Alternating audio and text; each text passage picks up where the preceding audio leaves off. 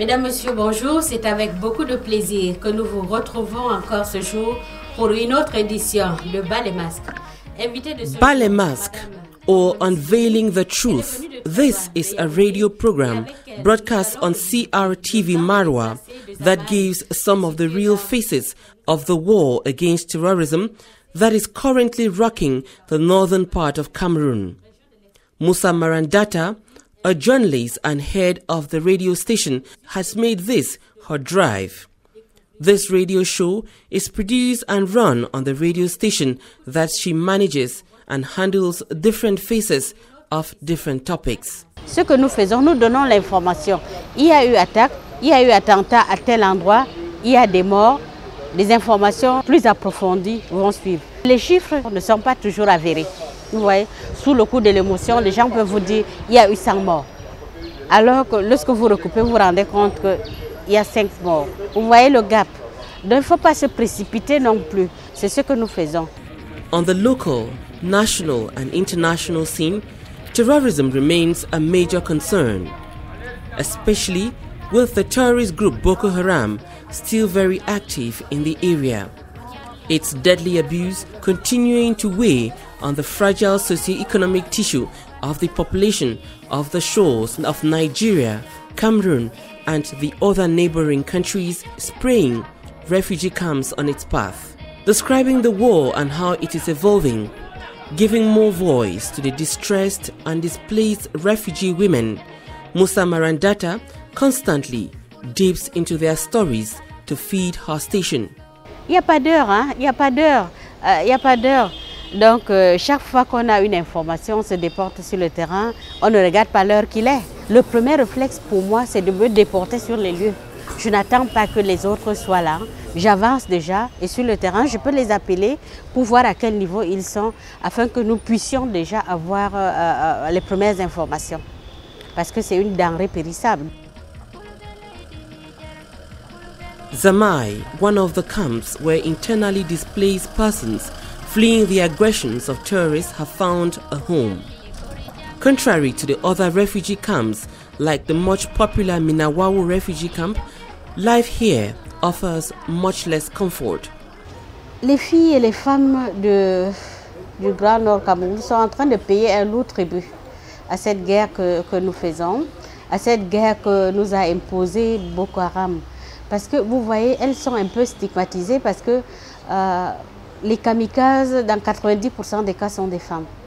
Sont des femmes dont du coup, elles sont stigmatisées. Et surtout, vous voyez, le petit commerce est très florissant dans la région de l'extrême nord. Et ce sont en majorité les femmes, les filles qui font ce petit commerce-là. Et on sait aussi que les kamikazes, pour la plupart, surtout pour les premiers cas d'attaque, hein, c'était des petites filles qui donnaient l'impression d'être des petites vendeuses et puis au fond qui avaient des bombes. Donc tout le monde se méfie d'elles. Donc c'est stigmatisant quand même pour ces filles-là, pour ces femmes-là. Et ensuite, il faut quand même relever une chose. De plus en plus, les femmes sont très dynamiques dans la région de l'extrême nord. Elles font beaucoup de commerce. Et Boko Haram est venu tout arrêter. Tout arrêter parce que les échanges avec le Nigeria voisin se font de plus en plus rares du fait de l'insécurité. Donc ce sont les femmes qui payent énormément, qui payent un lourd tribut à cette guerre-là finalement.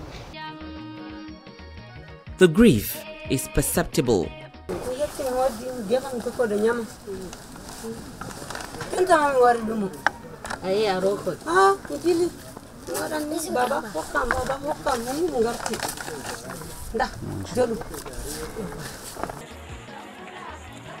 One of the characteristics of the terrorist actions of the Islamic sect remains the violence on women.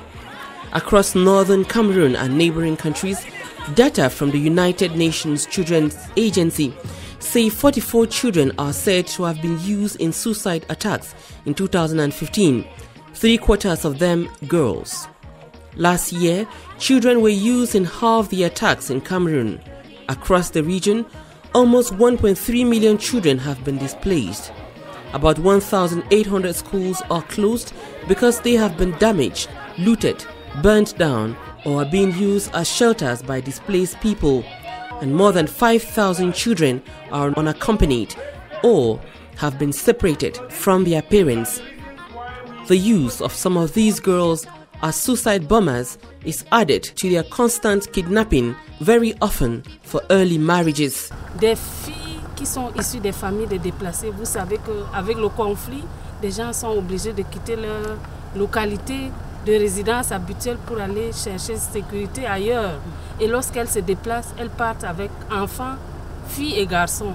Donc les filles à ce moment-là sont négligées parce qu'on peut les céder facilement à un mariage pour pouvoir parvenir au subside de la famille. Les mariages aveugles sont ceux-là où la petite fille est envoyée en mariage. La petite fille ne peut pas dire oui ou non si elle est d'accord. Elle n'a même pas la maturité physique ni psychologique pour pouvoir assumer une telle décision. Pire encore dans cette situation, parfois elle ne connaît même pas son futur époux, la personne avec laquelle elle doit passer tout le reste de sa vie.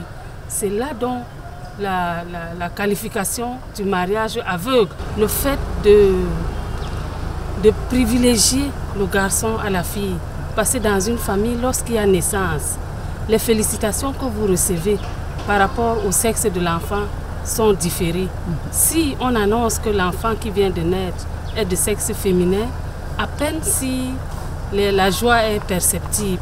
Et puis d'autres commentaires peuvent se rajouter comme vous avez augmenté votre charge, vous avez augmenté la cour de personnes qui seront plus tard, entre parenthèses, des prostituées, des bordels. Ça se dit très souvent de manière vulgaire. Alors que si le sexe de l'enfant est masculin, là, on vous salue et on salue le père de famille avec des grandes coudées de main. En plus des violences dont les femmes étaient victimes, on a observé avec le conflit qu'il y a d'autres types de violences qui consistent à vendre la ration alimentaire.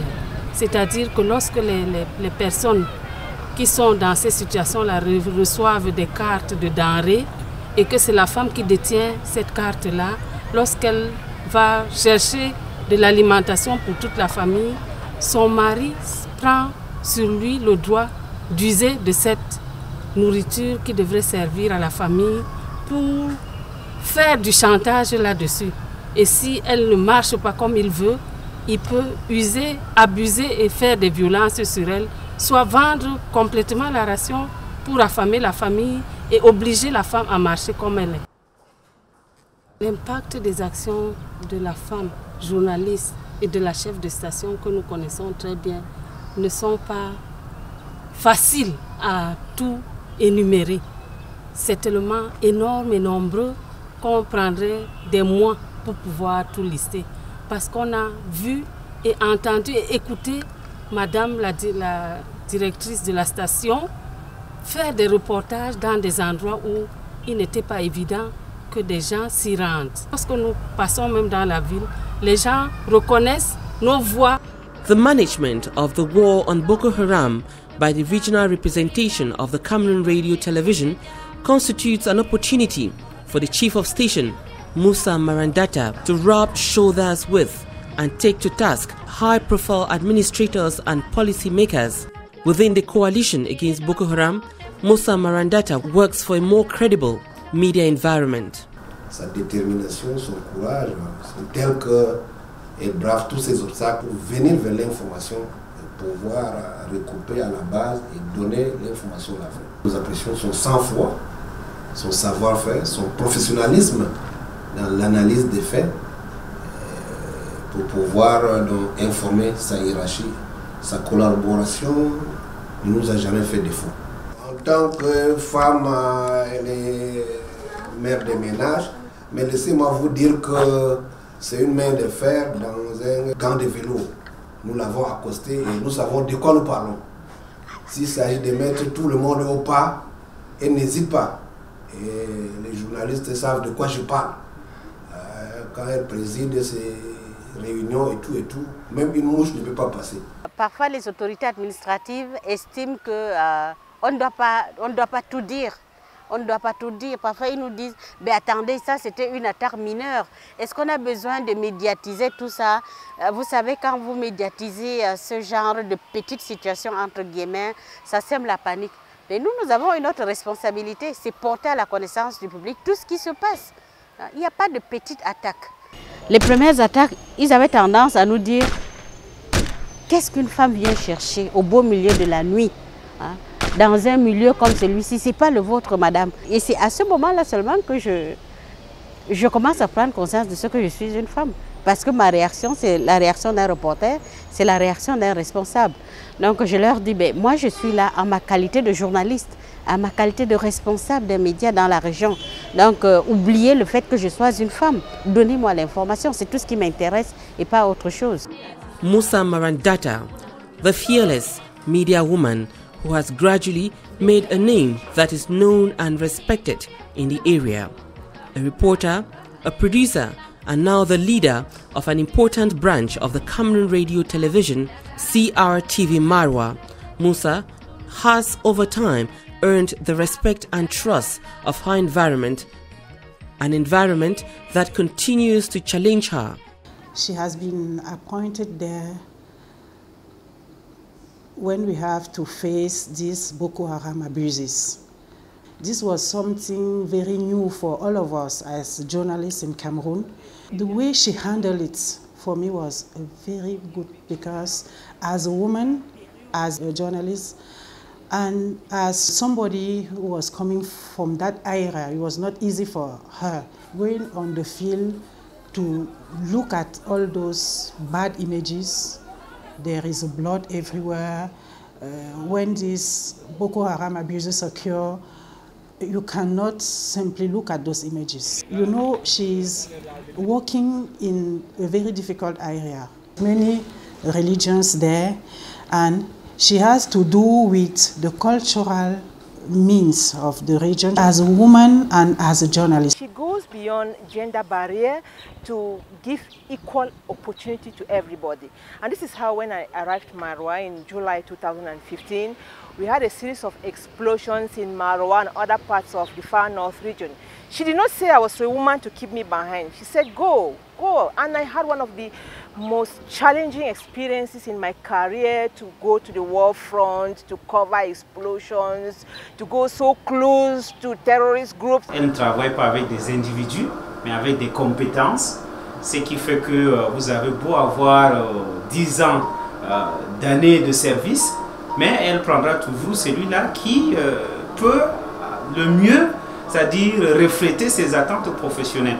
Yet, she is not born within the context that would normally have been thought to encourage her to speak out and loud about the fights she holds dear to her heart. Fights such as bringing development to the girl child.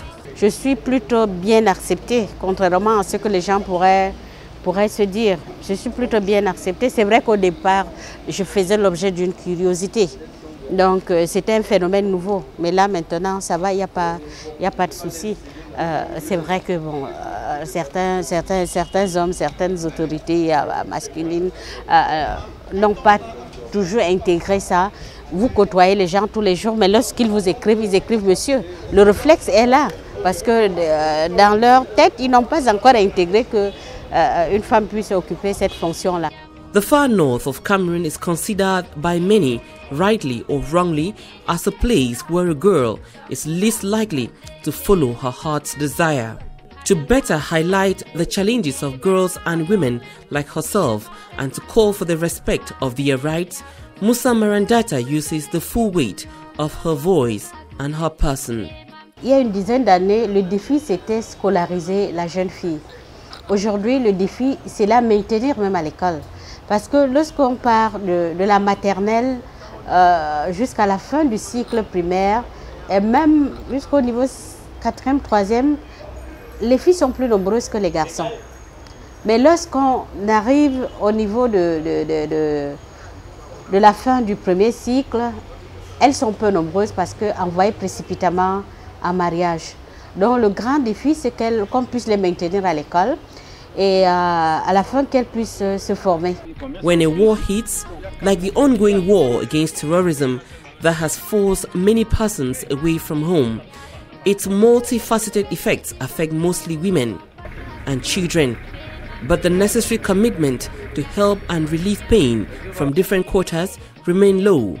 And for Musa Marandata, it is a constant effort to unveil the mask.